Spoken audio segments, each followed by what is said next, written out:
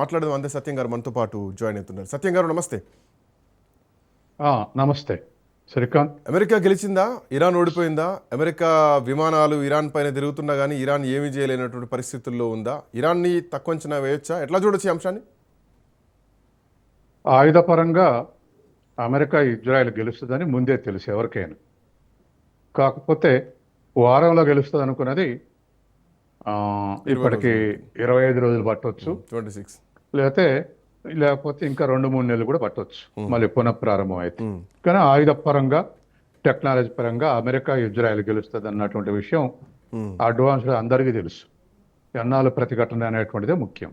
అవును. కానీ ప్రపంచ అభిప్రాయం పరంగా ఇరాన్ గెలిచింది. ఎందుకంటే ఇప్పుడు ఐదు రోజులు మేము విరామం ఇస్తున్నాం చర్చలకు అని అమెరికా దిగిరాటం అంటే అది అమెరికాలో ఉన్న ప్రజలకు తలొగ్గి, ప్రపంచ ప్రజల అభిప్రాయాన్ని తలొగ్గి, వివిధ దేశాల అధినేతల ఒత్తిడికి తలొగ్గి ఇవాళ విరామం ప్రకటించండు. కాబట్టి నేను గెలిచిందని విరామం ప్రకటించలే, చర్చలు చేస్తాం, ఆ చర్చలకు కోసం నేను విరామం ప్రకటిస్తున్నా అన్నాడు. కాబట్టి ఎప్పుడైనా ఆయుధం టెక్నాలజీ పరంగా అమెరికా ఇజ్రాయెల్ అప్పర్ హ్యాండ్ అనే విషయం అందరికీ తెలిసిందే, యుద్ధం ప్రారంభం కాకముందు కూడా తెలిసిందే. కాకపోతే మాకున్న బలంతో వారం రోజులు ఆక్యుపై చేస్తాం అన్నది ఇప్పటికి నెలగా వస్తుంది. రెండోది, భూతల యుద్ధం చేయడానికి అమెరికన్ ఇంటెలిజెన్స్ సంస్థలు చాలా నష్టపడతామని చెప్పేసి రిపోర్ట్స్ కూడా ఇచ్చారు ట్రంప్కు.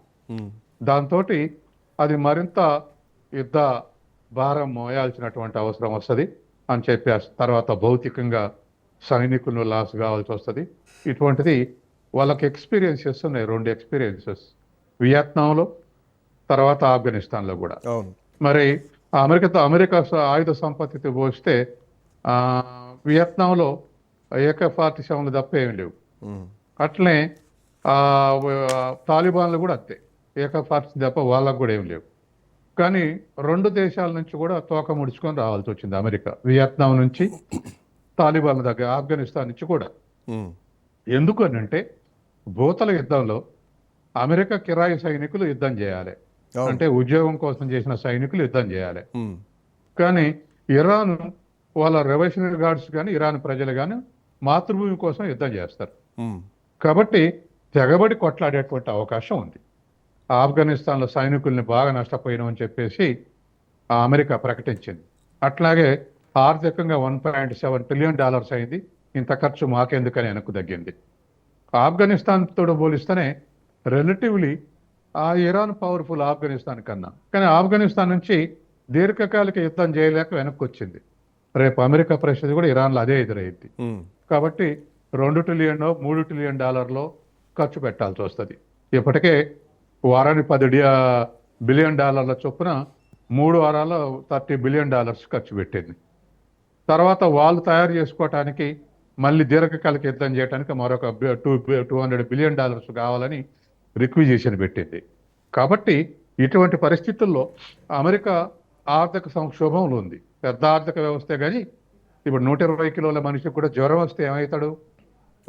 అవును. అట్లనే అమెరికన్ ఆర్థిక వ్యవస్థ పెద్దదే, $31 ట్రిలియన్, కానీ దానికి జ్వరం వచ్చిన్నది, అంటే సంక్షోభంలో ఉన్నది. విదేశీ అప్పులు 125%. స్వదేశంలో ప్రజలు కూడా హ్యాపీగా లేరు ట్రంప్ పాలనతోటి. రేపు మధ్యంతర ఎన్నికలు వస్తున్నాయి. కాబట్టి ట్రంప్ చేస్తున్నటువంటి ప్రకటన ఏంటంటే మేమే గెలిచాం, ఇక చర్చలకు సిద్ధమవుతున్నాం అని చెప్పేసి ఇస్తున్నటువంటి కామెంట్స్. బట్ ద పాయింట్ ఏంటంటే ఇరాన్ని చేతిలో పట్టుకోవాలంటే ఆ బలమైనటువంటి నాయకత్వాన్ని తొలగించాలి అన్నది మొదటి నుంచి ట్రంప్ మాట్లాడుతున్నారు, ఇజ్రాయెల్ మాట్లాడుతున్నటువంటి అంశం. అంటే ఒక మెయిన్ ఫేజ్ నాయకత్వం తొలగిపోతే వ్యవస్థ మొత్తం కుప్పగోలుతుంది అన్నటువంటి ధోరణిలో ట్రంప్ ఉండే. బట్ అది జరగలేదు. మొజ్తబా ఖమేనీ తర్వాత పగ్గాలు తీసుకున్నారు. ఆయన ఇప్పుడు ఎక్కడున్నారో ఎవరికి తెలియదు. ఆయన గురించి ఎట్లాంటి సంకేతాలు బయటకు రావట్లేదు. మొన్న ఏదో లేఖ ఒకటి బయటకు వచ్చింది. బట్ ఇప్పుడు ఒకవేళ చర్చలు జరపాలంటే ఎవరితో చర్చలు జరుపుతారు? ఇప్పుడు ట్రంప్ మంచి ప్లాన్లనే ఉన్నాడు. ఏదో ఇరాన్ మేము అమెరికాతో చర్చలు జరపలేదని ప్రకటించాడు. 2 రోజులుగా మేము చర్చలు జరుపుతున్నాం అని చెప్పేసి ట్రంప్ అంటున్నాడు. అంటే అదర్ దాన్ ఖొమేనీ అనుచరులు, ఇప్పుడు అధికారంలో ఉన్నటువంటి ప్రభుత్వం కాకుండా ఇతరుల ద్వారా ఈ చర్చలు జరుగుతున్నాయి అనఫిషియల్గా. అంటే ఇప్పుడు ఉన్నటువంటి ప్రభుత్వాన్ని ఎట్లా గోలదోయచ్చు, తర్వాత పార్టిసిపేషన్ అంటే ఇప్పుడున్నటువంటి ప్రభుత్వంతో కలిసి అమెరికా ఏజెంట్లు ఎట్లా పవర్ని పంచుకోవాలి, తర్వాత హార్ముజ్ జలసంధిలో ఇరాన్తో పాటు అమెరికా కూడా ఎట్లా భాగం వస్తుంది దాన్ని కంట్రోల్ చేయటంలో, ఇటువంటి కుచితాలన్నీ ఇవాళ ట్రంప్ ప్రయత్నం చేస్తా ఉన్నాడు గత 4 రోజులుగా. దాంట్లో భాగంగానే నేను చర్చలు జరుపుతున్నామనేటువంటి ప్రకటన ఇచ్చాడు. కాబట్టి ఇవాళ పరిస్థితుల్లో ఇరాన్ పవర్లో అమెరికా స్టేక్ కావాలి, అది ట్రంప్ ప్లాన్. గతంలో అసలే కూలదోసి తను నిలబెట్టేటువంటిది మధురను ఎత్తకెళ్ళి నిలబెట్టినట్టుగా వెనిజులాలో అట్లా చేయొచ్చు అనుకున్నాడు. కానీ ప్రతిఘటన చూసిన తర్వాత ఇంకొక వ్యూహం మార్చుకొని ఆ స్టేక్ అంటే అమెరికా మాకు యుద్ధం ఖర్చు అయింది, యుద్ధం ఖర్చు కింద మీరు మాకు బాకీ పడి ఉన్నారు కాబట్టి మాకు కూడా దాంట్లో పాలనలో భాగం కావాలి, ఆయిల్లో భాగం కావాలనేటువంటి యోచనలు ఉన్నాడు. మనం ఇప్పుడు పాకిస్తాన్తో చూశాంగా, ఇండియా పాకిస్తాన్కు ఘర్షణ వస్తే పాకిస్తాన్కి సహాయం చేసి ఆ సహాయం కింద బెలుచిస్తాన్ వనరులు మేము తీసుకుంటాం అన్నాడు. అట్లాగే యూరోప్కి సహాయం చేసి మీ సహాయం కింద గ్రీన్లాండ్ తీసుకుంటాం, ఆడ మినరల్స్ ఉన్నాయి అన్నాడు.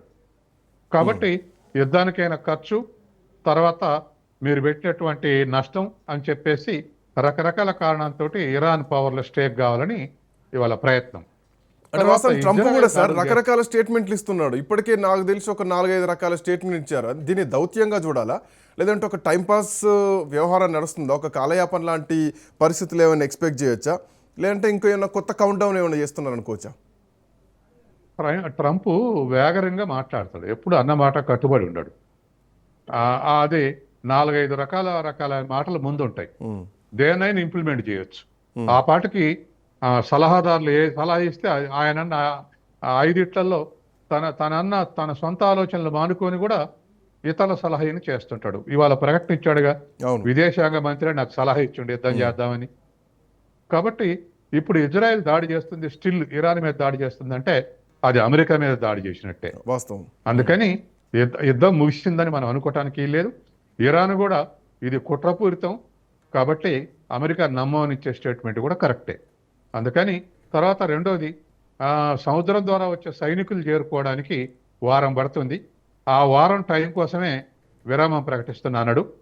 అంటే భూతల యుద్ధం స్టార్ట్ చేయడానికి విరామం తీసుకొని సైనికులు చేరుకునేంత వరకే ఆ గ్యాప్ కోసం ఇది తీసుకుంటే ఇరాన్ అనుమానిస్తుంది.